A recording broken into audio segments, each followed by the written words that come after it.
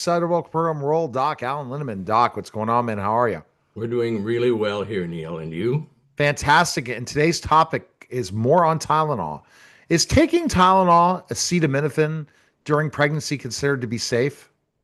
Well, it depends on who you ask. Presently, the ACOG, the American College of OBGYN, and the Canadian Society, that is the SOGC, indicate that acetaminophen or Tylenol is not only safe, but it's valuable for use in pregnancy.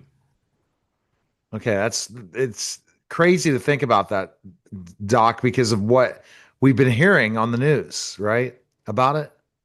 Well, there's It's a lot of opinions about it, and certainly I think the FDA is more accurate. And that is, be careful. That's what they're saying.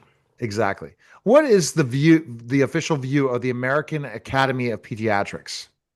Well, the AAP has responded also to President Trump's statement linking Tylenol to autism by asserting that there is no causal link between autism and Tylenol use, and they call that the president's claims misleading and dangerous.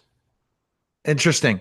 But a lot of things that are good for our health, they don't think is good for our health according to different medical boards, right?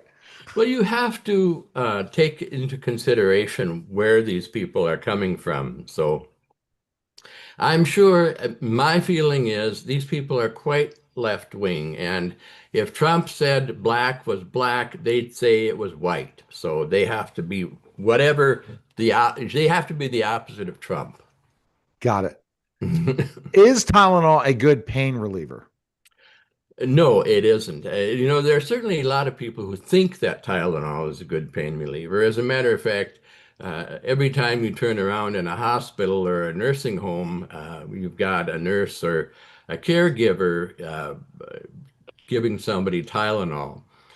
But it actually helps the nurses more than it does the patient.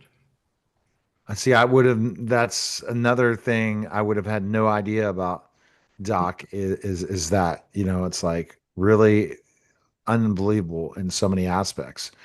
All right, next question we have. Um, is Tylenol a good fever reducer? Actually, it's quite good, and so is, of course, aspirin, and so is Motrin, and all the other NSAIDs, like naproxen and anaprox. But yes, Tylenol is a good fever reducer.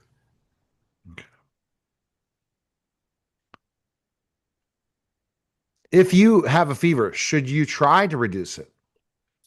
Well, I think that a fever is your body's protection. It's your body's normal response to being attacked by a virus or a bacterium.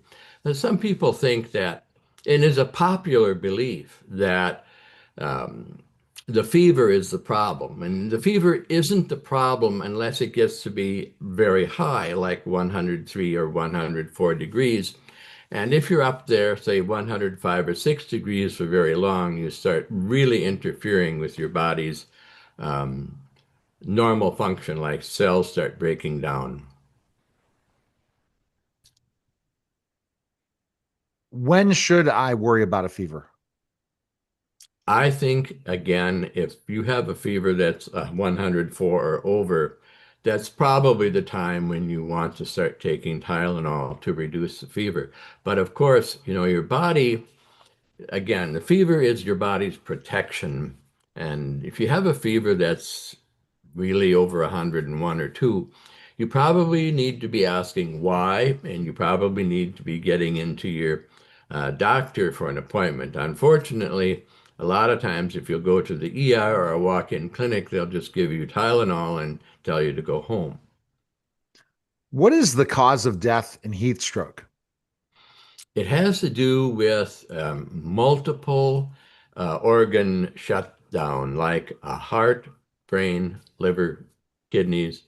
The fever causes cellular disruption and enzymes leaking all over. So it's pretty much all over your body.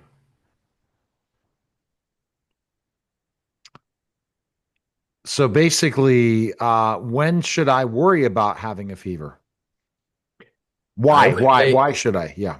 yeah, first place, it's a sign that your body is being attacked. So something is going on. You should probably try to figure out what it is.